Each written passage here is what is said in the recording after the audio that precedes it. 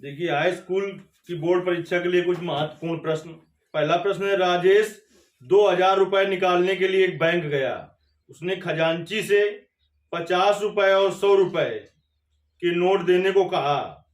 राजेश ने कुल 25 नोट प्राप्त किए। ज्ञात कीजिए कि उसने 50 रुपए और 100 रुपए के कितने कितने नोट प्राप्त किए।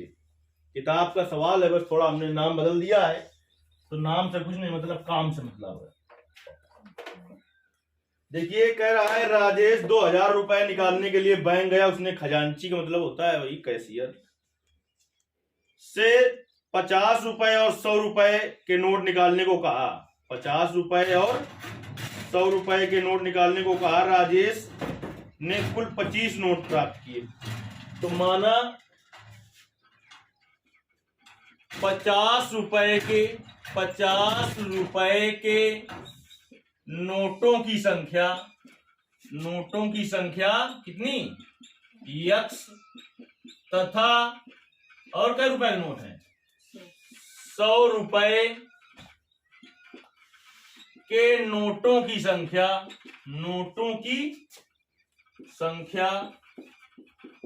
y है।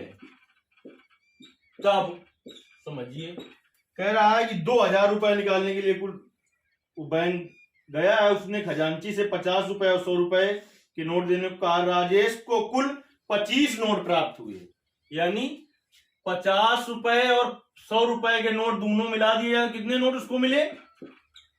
25। तो x प्लस वाई बराबर 25। और कुल कितने नोट प्राप्त किए उसने? कुल कितने रुपए प्राप्त किए? 2000 रुपए तो लेने गया था। तो इसका मतलब कि 50x धन 100y बराबर कितना होगा? 2000। यानी जितने उसने 50 के नोट लिए हैं और 100 के नोट लिए हैं, उन सभी को जोड़ दिया जाए तो कुल कितना आएगा? 2000 रुपए निकालने गए, 2000 तो आएगा। नहीं, बात समझ में आई क्या? आए? तो 50 इससे क्या हो जाएगा? कॉमन। तो क्या आ जाएगा? x प्लस 2y बराबर 2000। तो 50 इधर गुणा में उधर भाग में चला जाएगा। x प्लस वाई बराबर आ जाएगा 2000 बटे 50। इससे काट दीजिए, 5 का भाग इसमें दो। x प्लस वाई बराबर 5 को 20 40। समीकरण नंबर 2। अब समीकरण 1 और 2 को हल करके x और y का मान ज्ञात करना है। जो x का मान निकलेगा वो 50 रुपए के नोटों की संख्या होगी, जो y का मान निकलेगा वो 100 रुपए के नोटों की संख्या होगी। तो समीकरण 1 में 2 घटा दें। समीकरण 1 में समीकरण 2 घटाने पर, जब समीकरण 1 में 2 घटा देंगे तो देखिए क्या है। समीकरण 1 x प्लस वाई बराबर 25 और ये क्या है x प्लस 2y बराबर 40। घटा दीजिए तो घटाने पर चिन्ह बदल जाता है। माइनस माइनस और माइनस, x से x कट गया। y माइनस 2y, माइनस का y आया। 25 माइनस 40 माइनस का 15, माइनस माइनस तो y बराबर कितना आ गया? 15। y का मान समीकरण 1 में रख दो चाहे 2 में। तो y का मान समीकरण 1 में रखने पर, y का मान समीकरण 1 में रखेंगे तो देखिए क्या हो जाएगा। x प्लस वाई बराबर कितना है? 25। तो x प्लस वाई का मान निकला है 15 बराबर 25। तो x बराबर कितना हो जाएगा? 25 माइनस 15, तो x बराबर 10। तो x क्या था? 50 रुपए के नोटों की संख्या। तो 50 रुपए के नोटों की संख्या कितनी है? 10 है। और 100 रुपए के नोटों की संख्या कितनी है? 15। लिख देंगे 50 रुपए के नोटों की संख्या बराबर 10 और 100 रुपए के नोटों की संख्या बराबर 15। उत्तर की जांच कर लीजिए, तुम्हारा उत्तर सही है गलत अपना रफ में। देखिए 50 रुपए के नोट कितने हैं? 10। तो 50 गुणते 10 धन 100 रुपए कितने नोट हैं? 15। तो 100 गुणते 15, तो इसका इसमें गुणा करिए, कितना आएगा? 500। इसमें आएगा 1500। 2000 आ गया। इतने रुपए तो निकाले थे। अगल बगल उत्तर पूछने की जरूरत नहीं है, नहीं तो फिर अपना भोगोगे। तो तैयार है भोगने के लिए।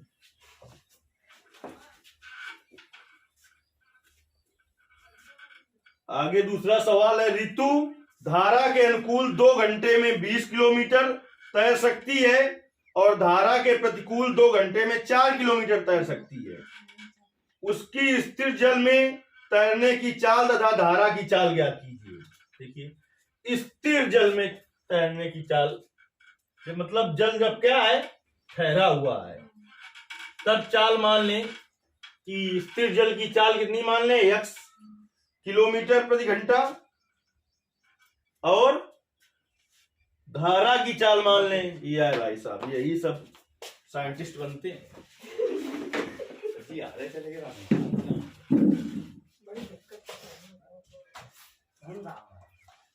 माना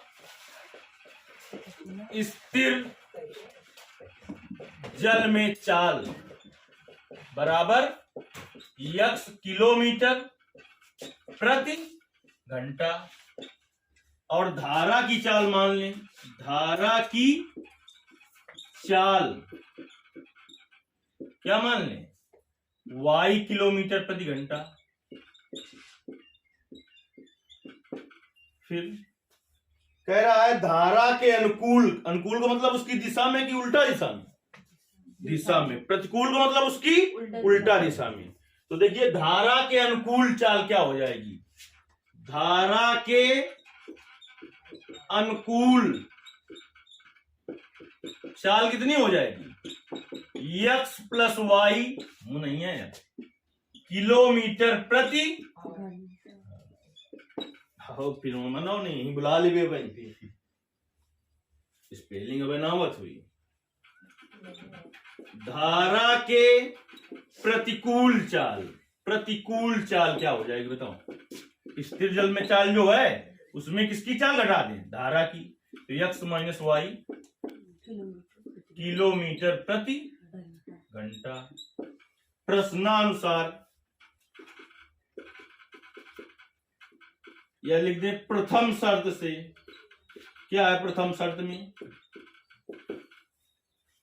कह रहा ऋतु धारा के अनुकूल 2 घंटे में 20 किलोमीटर तैर सकती है, 1 घंटे में कितना तैरेगी, 2 घंटे में 20 किलोमीटर तैर सकती है, तो 10 निकाल देंगे। प्रथम शर्त से धारा के अनुकूल क्या है, x प्लस वाई बराबर हो जाएगा 20/2, तो x प्लस वाई बराबर कितना आ जाएगा 10। फिर धारा के प्रतिकूल क्या है, वो 2 घंटे में 4 किलोमीटर तैर सकती है, 2 घंटे में, तो 1 घंटे में कितने तैरेगी 2 किलोमीटर। द्वितीय शर्त से, द्वितीय शर्त से धारा के प्रतिकूल क्या है चाल, x माइनस वाई बराबर 2 घंटे में 4 किलोमीटर, तो 1 घंटे में 4/2, यानी x माइनस वाई बराबर 2। समीकरण नंबर 2। अब इसको हल करके x और y का मान ज्ञात करना है। समीकरण 1 में तो जोड़ दो तो y से y कट जाएगा, विपरीत चिन्ह हो तो जोड़ा जाता है, समान चिन्ह हो तो घटाया जाता है। तो समीकरण 1 में समीकरण 2 जोड़ने पर, समीकरण 1 में समीकरण 2 जोड़ने पर, जोड़ दीजिए, तो x प्लस वाई बराबर कितना है 10, और x माइनस वाई बराबर है 2, जोड़ दो, इससे कट जाएगा, 2x बराबर 12, तो x बराबर 12/2, तो x बराबर 6 किलोमीटर प्रति घंटा। x का मान समीकरण 1 में रख दो चाहे 2 में, तो समीकरण 1 से, समीकरण 1 से क्या है, x प्लस वाई बराबर 10, तो x का मान 6 प्लस वाई बराबर 10, तो y बराबर 10 माइनस 6, तो y बराबर 4 किलोमीटर प्रति घंटा। अब नीचे लिखेंगे स्थिर जल में चाल, स्थिर जल में चाल बराबर 6 किलोमीटर प्रति घंटा, और धारा की चाल बराबर 4 किलोमीटर प्रति घंटा। हो गया दूसरा सवाल भी आपका। तीसरा सवाल है आपका, 5 वर्ष पूर्व नूरी की आयु सोनू की आयु की 3 गुनी थी। 5 वर्ष पहले की बात कर रहा है, तो पहले हम वर्तमान उम्र दोनों की ज्ञात कर लेंगे। कौन कौन है, नूरी और सोनू, मोनू के भाई सोनू।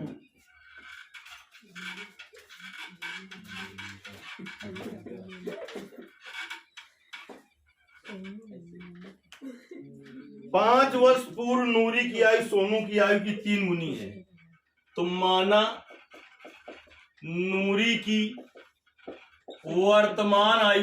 वर्तमान आयु बराबर x वर्ष और सोनू की वर्तमान आयु बराबर y वर्ष। 5 वर्ष पूर्व का मतलब अब से 5 वर्ष पहले, तो 5 घटा दिया जाएगा। 5 वर्ष पूर्व दोनों की आयु ज्ञात कर लें। 5 वर्ष पूर्व नूरी की आयु आयु लिख दो। 5 वर्ष पूर्व नूरी की वर्तमान आयु। वर्तमान का मतलब क्या होता है? वर्तमान काल पढ़ा है ना? हाँ, प्रेजेंट टेंस। 5 वर्ष पूर्व नूरी की आयु हो जाएगी x माइनस 5 वर्ष। फिर लिखेंगे 5 वर्ष पूर्व, पूरा लिखना तुम, सोनू की आयु बराबर y माइनस 5 वर्ष। ये प्रथम शर्त में ऐसा चल रहा है।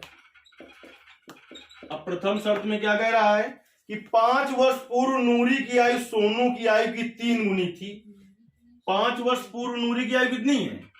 x माइनस वाई बराबर y माइनस 5। अब 5 वर्ष पूर्व नूरी की आयु सोनू की आयु की 3 गुनी थी। ये 3 गुनी थी, तो बराबर करने के लिए इसमें 3 से गुणा करेंगे। तो x माइनस 5 बराबर 3y माइनस 15। इसको इधर ले आओ तो x माइनस 3y बराबर माइनस 15 धन 5। तो x माइनस 3y बराबर माइनस का 10। समीकरण नंबर 1। अब क्या कह रहा है? 10 वर्ष पश्चात, यानी अब जो आयु है, अब का मतलब वर्तमान आयु, उसके 10 वर्ष पश्चात। तो 10 वर्ष पश्चात आयु देखिए किसकी? द्वितीय शर्त से।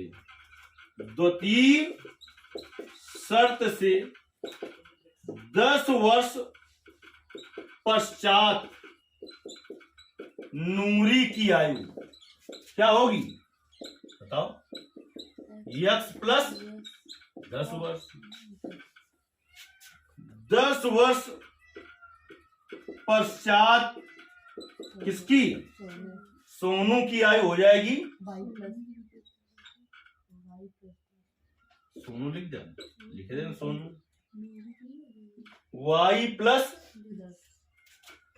10 वर्ष। अब कह रहा है कि 10 वर्ष पश्चात नूरी की आयु सोनू की आयु की 2 गुनी हो जाएगी। x प्लस 10 बराबर y प्लस 10। 10 वर्ष पश्चात कह रहा है नूरी की आयु सोनू की आयु की 2 गुनी हो जाएगी। ये 2 गुनी हो जाएगी, तो बराबर करने के लिए इसमें 2 से गुणा कर दो। तो x प्लस 10 बराबर 2y प्लस 20। तो इसके इधर ले आओ। तो x माइनस 2y बराबर 20 माइनस 10। तो x माइनस 2y बराबर 10। समीकरण नंबर। अब 1 और 2 को हल करके हमें x और y के मान निकालने हैं। तो सीधे x का गुणांक बराबर है, चिन्ह समान है तो घटा दें। समीकरण 1 में चाहे समीकरण 2 घटा दो, चाहे समीकरण 2 में समीकरण 1 घटा दो। देखिए समीकरण 1 में समीकरण 2 घटाने पर, समीकरण 1 में समीकरण 2 घटाने पर, तो समीकरण 1 में 2 घटा देंगे तो देखिए क्या आ जाएगा? x माइनस 3y बराबर माइनस का 10 है। x माइनस 2y बराबर 10 है, घटाने पर माइनस प्लस माइनस, तो x से x कट गया। माइनस का 3y प्लस का 2y माइनस का y, इधर माइनस 10 और minus 10 minus 20 minus minus plus, तो y बराबर 20 वर्ष। y बराबर 20 वर्ष। y का मान समीकरण 1 में रख दो चाहे 2 में। तो समीकरण 1 से, समीकरण 1 से देखिए, समीकरण 1 से क्या हो जाएगा? x माइनस 3y बराबर माइनस 10 है, तो x माइनस 3 गुणते y का मान 20 बराबर माइनस 10। तो x माइनस 30 दूनी 60 बराबर माइनस 10। तो x बराबर माइनस 10 और इधर माइनस में है प्लस का 60, तो x बराबर 50 वर्ष। अब लिखेंगे नूरी की वर्तमान आयु 50 वर्ष है और सोनू की वर्तमान आयु 20 वर्ष है। आ जाएगा? आता तो पहले से था, लेकिन बात को नहीं। अगला कह रहा है यदि हम अंश में एक जोड़ दें तथा हर में एक घटा दें तो भिन्न एक में बदल जाती है। यदि हर में एक जोड़ दें तो यह 1/2 हो जाती है। देखो मिलाओ, छूट है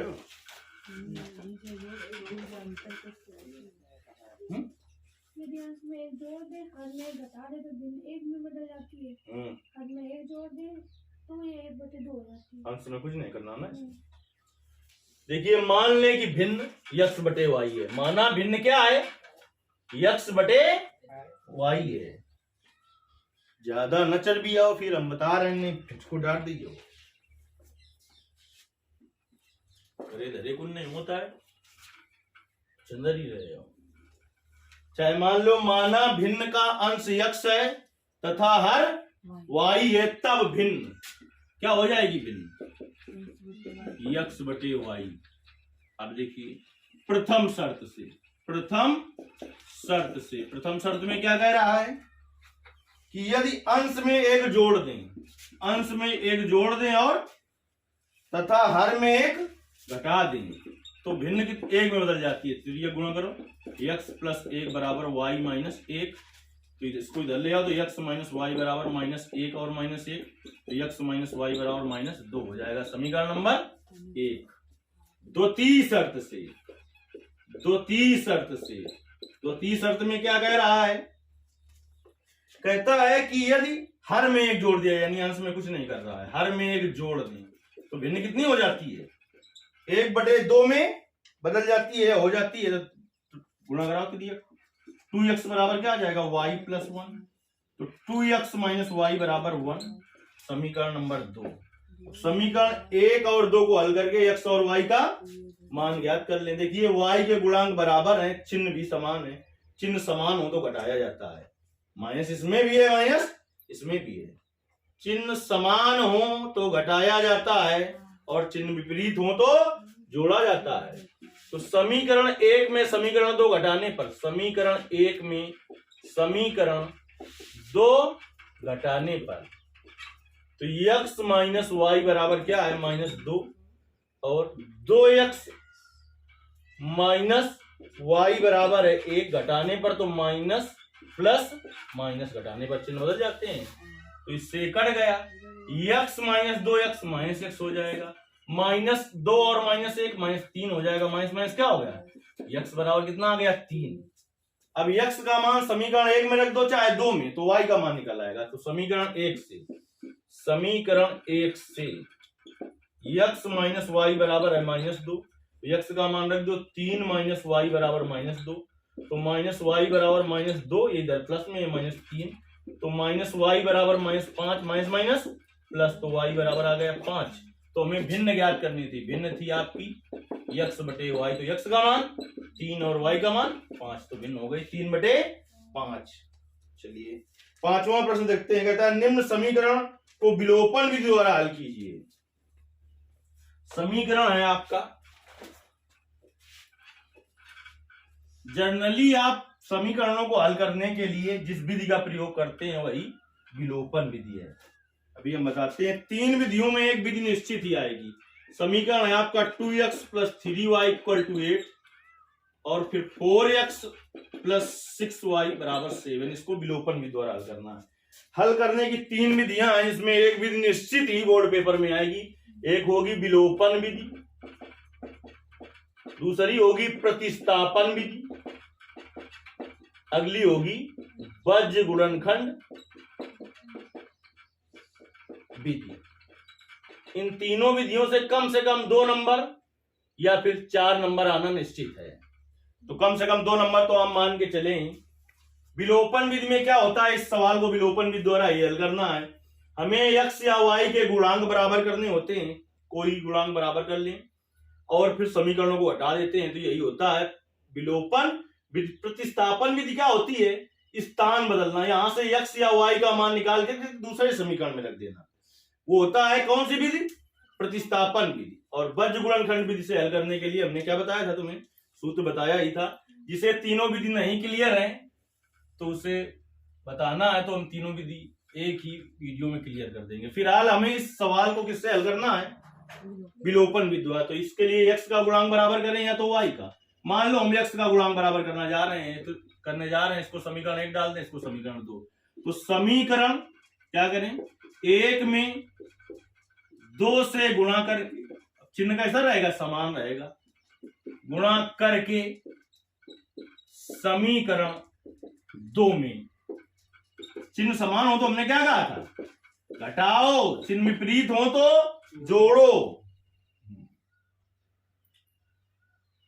2 दूनी 4x धन 3 दूनी 6y बराबर 8 दूनी 16, 4x प्लस 6y बराबर 7। घटा दीजिए, माइनस माइनस माइनस, इससे कट गया, इससे कट गया, 0 बराबर आ गया 16 माइनस 7। तो कितना आ गया, 16 माइनस 7 9। ठीक है, ताजमहल केवल देखिए, ये बताया नहीं पा रहे, 0 9 के बराबर है क्या, नहीं है ना।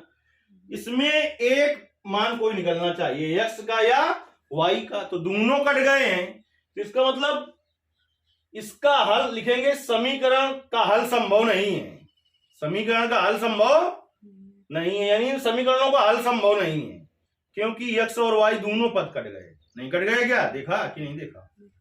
और दूसरी बात, 0 क्या 9 के बराबर है क्या, नहीं है ना।